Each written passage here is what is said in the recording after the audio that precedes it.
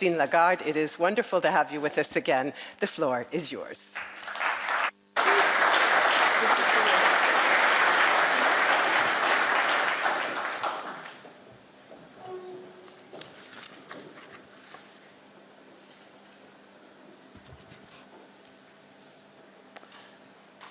Dear Lord Mayor, dear Mike, dear co-host of the Frankfurt European Banking Congress, esteemed guests from the financial sector and beyond, I would like to start, as I occasionally do, with reading for you a quote. It goes that way. The world around us does not stand still. In recent years, the global environment has been transformed in ways that none of us could have imagined. We have seen the post-war global order fracturing, the rise of new and some old powers, rapid changes in technology, and an uncertain outlook for global trade and finance. Sounds familiar? It should. Because I'm just quoting myself. And that was here 6 years ago, November 2019. And November 2019 was before the use of AI, or the rise of AI. It had been launched, but ChatGPT was a teeny tiny little thing that nobody really knew about. It was before the re-election of President Trump and his projects. It was before the unjustifiable, brutal invasion of Ukraine. And it was before COVID. And yet. So in that speech, what did I do? Bettina, you're right. I urged Europe to recognize that its old growth model, built on export-led growth, was coming under strain. And I called for a shift to focus instead on developing our domestic economy, and when I use domestic, I talk about Europe. Our domestic economy as a source of resilience in an uncertain world. And my point was not, if you remember, to argue for protectionism or inward-looking policies. It was about realism. It was about recognizing that the world was as it is and not as it was. And it was about acknowledging that the solution was already in front of us, and Jean, you alluded to it, the untapped potential of our own internal market. 6 years on, a lot has happened, but the diagnosis that we had back in 2019 has become just clearer, stronger, and more urgent. Europe has become more vulnerable, also due to our blatant dependency on third countries for our security and for the supply of critical raw materials. Global shocks have intensified with rising US tariffs, Russian aggression, and stiffening competition from China, to name a few. And at the same time, during the same period, our domestic internal market has stood still, especially in the areas that will shape future growth: digital technology, artificial intelligence, and in the areas that finance these shaping growth sources, our capital market. And as Galileo said, yet it moves. Europe continues to show resilience, revealing sources of strength that could grow if only we allowed them to do it. So the two questions that I would like to discuss today is, number one, how do we move from being vulnerable yet resilient to being strong? And what will it take to achieve this goal? And I think we have what it takes, and it is not as complicated as we think it is when we bash our head against the walls of complexity in Europe. More on that later. So let's look at the vulnerabilities that you all know about, but I'm going to try to give you some specific examples so that it gives credit to the ECB research and our staff, which is working hard on those issues. So those vulnerabilities stem from having built a growth model around the world that is gradually disappearing under our eyes. We embraced globalization more than anyone else in the world. Well, China probably embraced it a bit more than we did, but in the advanced economies, certainly we were the most advanced. In the 2 decades before the pandemic, external trade as a share of GDP almost doubled in the European Union. It didn't move an inch in the US. And this deep integration brought significant benefits. The number of jobs supported by EU exports rose by 75%, reaching almost 40 million people working for export. And for many years, this was a great source of resilience. But today, that same openness that we celebrated for 2 decades has become a vulnerability. Exports have become a far less reliable engine of growth, reflecting the changing global landscape. Just recently, because we have seen amplification of most phenomena that were in the works for a long time, in mid-2023, for instance, the ECB expected exports to grow by around 8% by mid-2025. You have the same numbers coming out from the WTO. In reality, they have not grown at all. And looking ahead, exports are projected to actually subtract from growth over the next 2 years. This has been felt more acutely in those countries that relied more on that export model and that were active, in particular, in those manufacturing sectors that were export-driven. As a result, growth across the euro area has become more uneven.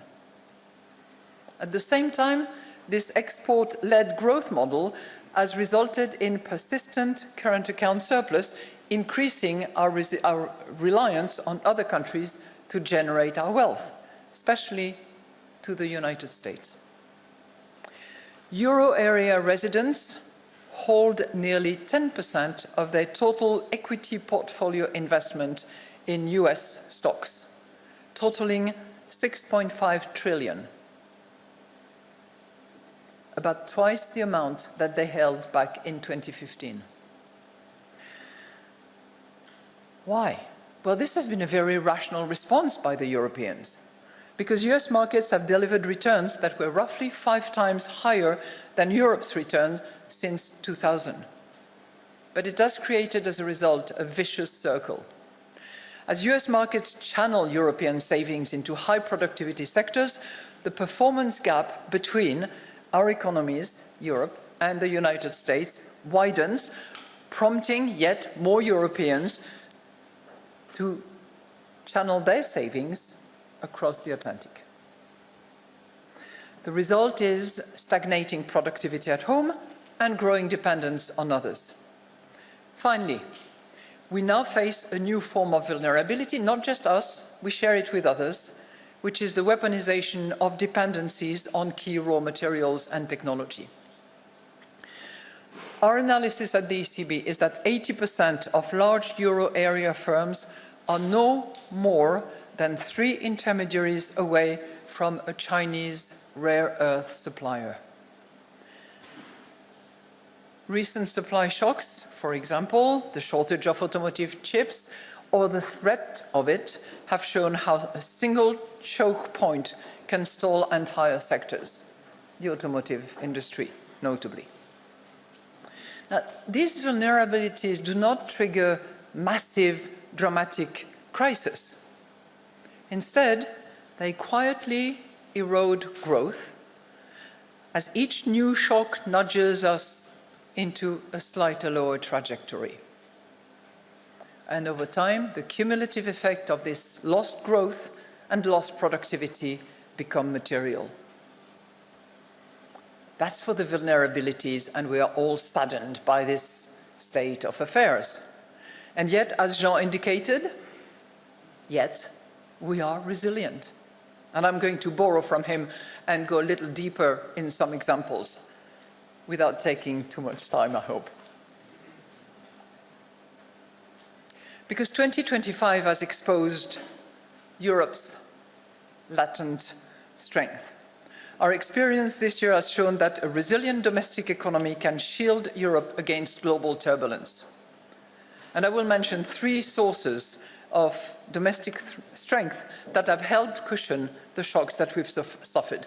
I will quote, just like Jean, people, our potential, and our policies. I have to do that, right? But first, our people.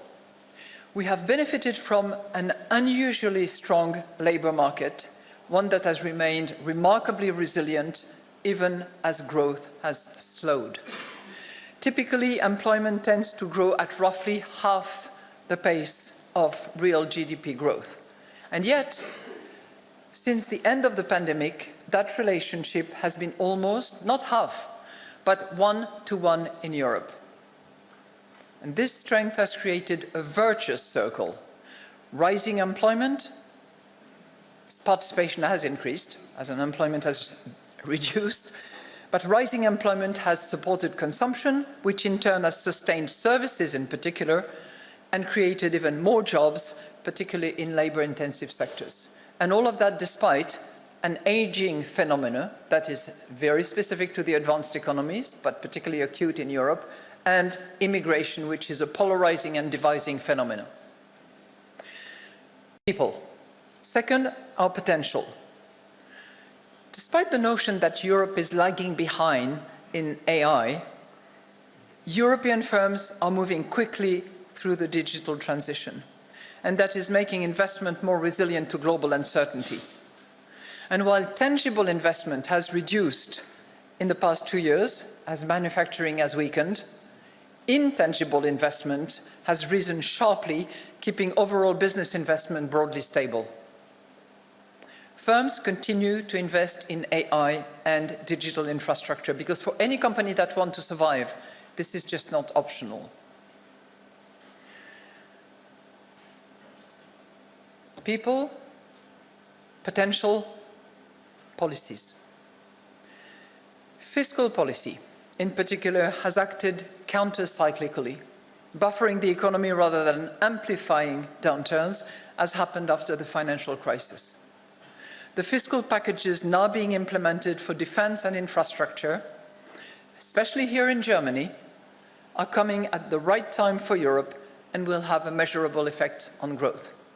It has to be done and implemented. ECB staff estimate that higher government investment between now and 27, so over 2 years, will offset around 1/3 of the trade shock that we are suffering. Keep that number in mind, 1/3, because I'll come back to it later. Monetary policy. The ECB is also playing its part by delivering price stability. A few years back, we were talking a lot more about inflation and interest rates. I haven't heard anything yet. We have cut interest rates by 200 basis points from their peak, and this is increasingly feeding through into easier financing conditions, which is helpful to support demand. We will continue to adjust our policy as needed to ensure that inflation remains at our target. So together, these three sources of resilience will help anchor growth at home. Domestic demand is set to become the main engine of expansion in the years ahead. And this shift should also help narrow Europe's current account surplus, which has already halved since its peak in 2018. This experience underlines the power of a resilient domestic economy, strengthened by open strategic autonomy. Concept much discussed 6 years ago. Great speeches were given. I think we are now beginning to see it in action. But it also exposes how much potential Europe continues to leave untapped. Today, despite more than 30 years of the single market, intra-EU trade barriers in key areas remain too high. So you might remember the analysis that was conducted by the IMF about 2 years ago that indicated that services were prevented from circulating within the single market, and that was the equivalent of about 110% of tariffs. and the same for goods, about 40% of tariffs. And everybody at the time said, oh, this is a questionable piece of research. So I asked my teams at the ECB to just go a little deeper into it to see whether it was questionable or not questionable, because I was quoting those numbers from my previous place. Well, they did thorough work on this, and the analysis that they produced is that internal barriers in services and goods markets are equivalent to tariff of around 100% for services, so slightly less than the IMF research, and 65% for goods, a little more than the 40% of the IMF. This is what we produce and that we inflict on ourselves. Now, let's be realistic again. We should not expect those barriers to disappear all of a sudden. Why is that? Because not all products are equally tradable, because not all professions are the same, and because national and cultural preferences will continue to play a role in Europe, because Europe is based on diversity. Policy can reduce certain frictions. It's not going to eliminate them entirely. But we should expect at least two things. First, that barriers are low enough for the sectors that will shape future growth to operate in a truly European market. And this is clearly not the case, in particular for digital services, which will drive future innovation. And this is certainly not yet the case for capital markets, which must finance it. The second expectation that we should have is that being inside the single market, part of the club, offers a clear advantage over being outside the single market. In other words, that internal barriers are lower than external ones. But this is also not currently the case for services. Barriers to cross-border trade within Europe have been declining just as much as the barriers to operating from outside into Europe. So this helps explain why, even though services now account for 3/4 of Europe's economy, intra-EU trade in services makes up only about 1/6 of our GDP, which is roughly the same as our trade in services with the rest of the world. There is no competitive advantage to actually providing services within Europe. So this is a colossal waste of potential, especially at a time when we must rely more on ourselves than on others. And the key point is that achieving these gains does not require radical changes. I know exactly what some of you think. Oh, it's going to require treaty change. It's going to require massive political push. You might be right on the latter, not right on the first. Our analysis shows that if all EU countries were to lower their internal barriers only to the level of that of the Netherlands, internal barriers could fall by about 8 percentage points for goods and 9 percentage points for services. I don't pretend that the Netherlands is the panacea for everything, but their barriers are significantly lower than most of the other EU members. So remember, 8% for goods, 9% for services.